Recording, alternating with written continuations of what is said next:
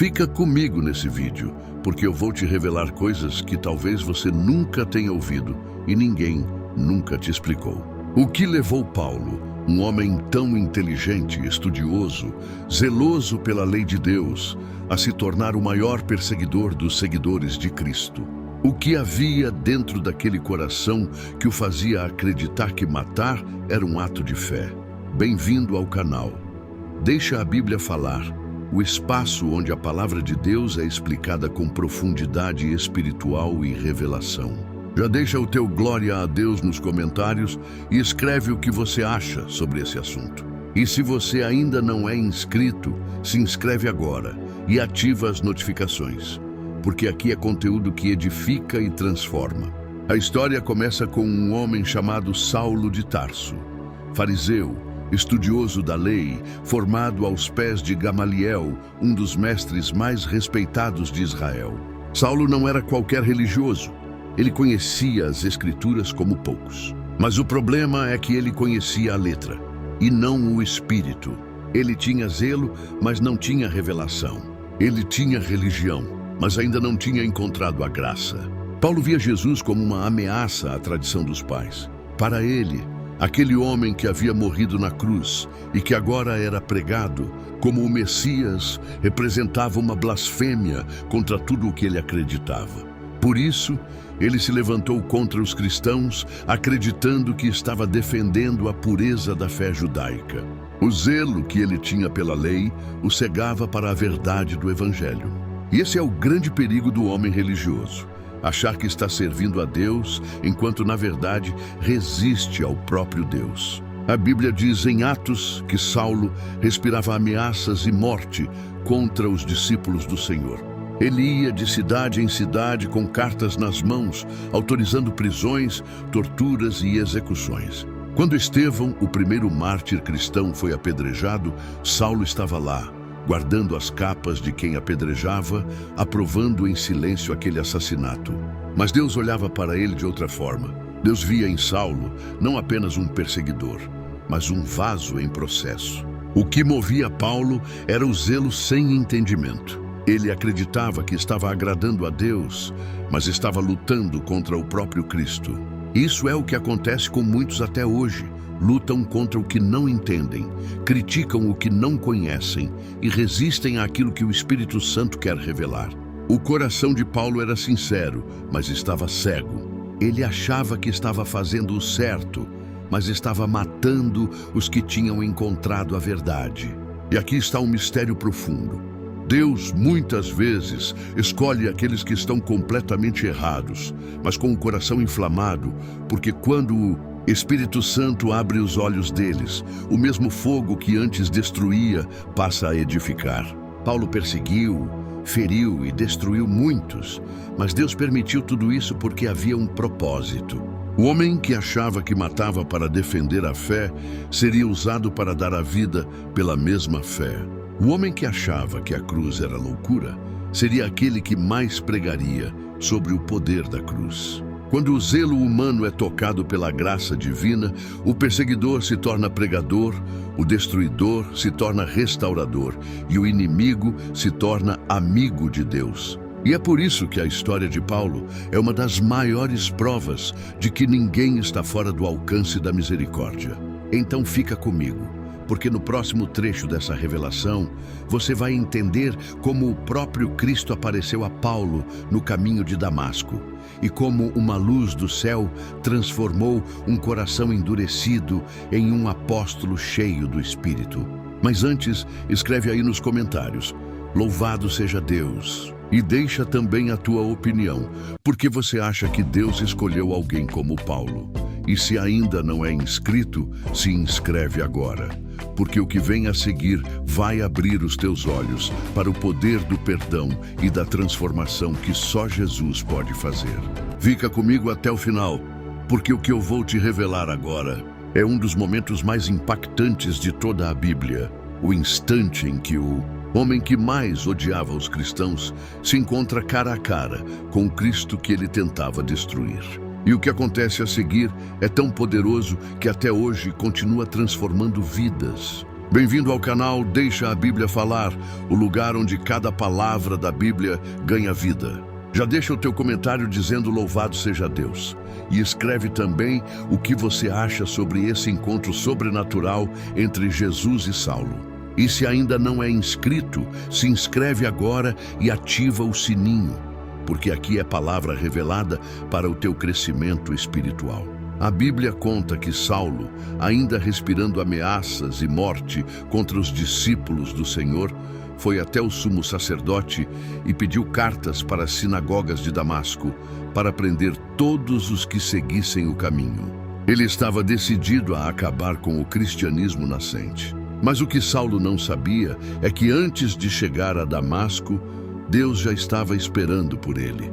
No meio do caminho, uma luz do céu brilhou ao redor dele, tão forte, tão pura, tão gloriosa, que ele caiu por terra. E uma voz poderosa ecoou: Saulo, Saulo, por que me persegues? Assustado, cego e confuso, Saulo perguntou: Quem és tu, Senhor?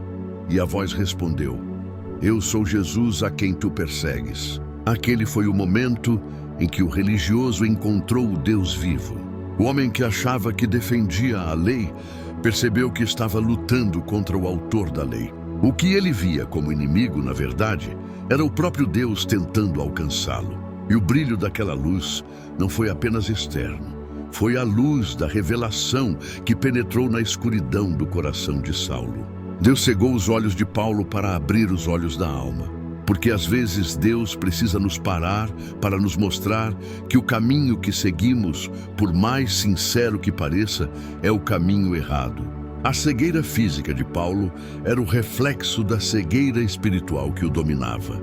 Mas quando ele ouviu o nome de Jesus, o perseguidor caiu e o futuro apóstolo começou a nascer. Saulo é levado para Damasco, guiado por outros, sem enxergar nada. E ali, em silêncio, Deus começa a trabalhar dentro dele. Durante 3 dias ele fica sem ver, sem comer, sem beber, um símbolo da morte do velho homem e do início de uma nova vida. Enquanto isso, o Senhor fala com um discípulo chamado Ananias e o envia para orar por Saulo. Ananias teme, porque sabia da fama do perseguidor. Mas Deus diz: Vai, porque este é para mim um vaso escolhido, para levar o meu nome diante dos gentios, dos reis e dos filhos de Israel. Quando Ananias impõe as mãos sobre ele e declara: Irmão Saulo, o Senhor Jesus, que te apareceu no caminho, me enviou para que tornes a ver e sejas cheio do Espírito Santo. Algo como escamas cai dos olhos de Paulo e ele volta a enxergar. Mas agora ele não vê mais como antes. Ele vê com os olhos da fé. Aquele que antes matava em nome da religião, agora começa a viver pelo poder do Espírito. Aquele que antes respirava ódio, agora respira graça. Aquele que antes destruía igrejas, agora vai construí-las. Porque quando o homem encontra Jesus, o passado não define mais o futuro. A graça redefine tudo. E talvez você esteja vivendo um momento como o de Paulo, andando em direção a algo que parece certo, mas que te afasta de Deus. Talvez Deus esteja te parando, te fazendo enxergar de novo, te tirando o controle para te levar a um propósito maior. Paulo pensava que ia prender pessoas, mas Deus o prendeu com o amor da graça. O encontro de Damasco é a prova de que Deus nunca desiste de quem tem propósito. Mesmo quando você erra, Ele ainda te enxerga como vaso escolhido. E mesmo que o mundo te veja como perseguidor, Deus te vê como pregador. Então escreve aí nos comentários: Louvado seja Deus. E deixa também o teu testemunho. Já teve um momento em que Deus te parou no caminho para mudar tua história? Porque o mesmo Jesus que apareceu a Paulo naquele dia continua aparecendo hoje, não com uma luz que cega os olhos, mas com uma presença que transforma corações. Fica comigo até o final, porque o que eu vou te revelar agora é o ápice dessa história. O momento em que o homem mais temido pelos cristãos se torna o maior pregador do Evangelho. O que aconteceu com Paulo depois do encontro com Jesus em Damasco é uma das provas mais poderosas de que ninguém está fora do alcance da graça de Deus. Bem-vindo ao canal Deixa a Bíblia Falar, o espaço onde a palavra se torna vida. Já escreve aí nos comentários. Louvado seja Deus e coloca também a tua opinião. O que essa transformação fala com você? E se ainda não é inscrito, se inscreve agora, porque aqui é palavra com revelação, verdade e poder espiritual.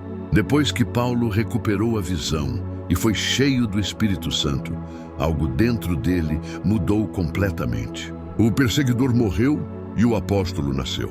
Aquele que um dia quis apagar o nome de Jesus, agora estava disposto a morrer por esse nome. Ele foi batizado e, sem perder tempo, começou a pregar nas sinagogas que Jesus era o Filho de Deus. O mesmo lugar onde ele buscava prender os cristãos se tornou o primeiro púlpito onde ele anunciou o Evangelho. E a reação foi de espanto. Todos perguntavam: não é este o que em Jerusalém perseguia os que invocavam esse nome? Mas quando Deus transforma, ele não apenas muda a história, ele muda também a voz que conta a história. O inimigo queria usar Paulo para destruir a fé, mas Deus o levantou para espalhar essa fé até os confins da terra. O homem que trazia cartas de morte agora levava cartas de vida. As mesmas mãos que assinavam prisões agora escreviam epístolas de libertação. E o mesmo zelo que o fazia perseguir agora o fazia perseverar. Paulo começou a pregar com tanta ousadia que os judeus planejaram matá-lo. Ele teve que fugir, descendo por um muro dentro de um cesto, o grande fariseu agora sendo humilhado para cumprir o propósito de Deus. Mas essa humilhação era o processo do vaso. Deus estava moldando o homem que um dia escreveria mais da metade do Novo Testamento. Paulo aprendeu que a força de Deus se aperfeiçoa na fraqueza. Ele aprendeu que a justiça não vem da lei, mas da fé.